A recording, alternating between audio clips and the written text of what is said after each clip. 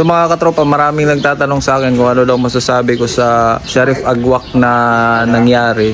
So mga katropa, pag ganyan, ano na yan, part na yan sa aming trabaho mga katropa, ang ano, mawala ng buhay o masawi.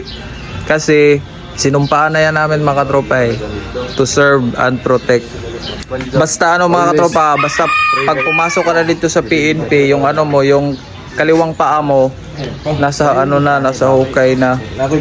Yung ano nga, lalo na mga katropa, kung ma-assign ka sa mobile force, tagal ka pa makakauwi sa inyo, minsan ka lang makakauwi, tapos yan pa yung sasapitin, 'di ba? Parang ano talaga, grabe yung sacrifice natin, lalo na sa mga mobile force company na para din yung mga sundalo. Katulad yan, dito kami na-assign sa mobile force. So para din kaming mga sundalo mga katropa, kasi umaakyat din kami sa bundok. Di kasi yung iba mga katropa, nalalaman nila pag pulis, yung kulay blue, yung goa lang yung alam nila. Kami nga pag lumalabas kami, pag may mga bata na nakakita sa amin, sinasabi nila sundalo kami. Meron ding ano mga katropa, meron ding mga pulis, umaakyat din. All around yung pulis mga katropa.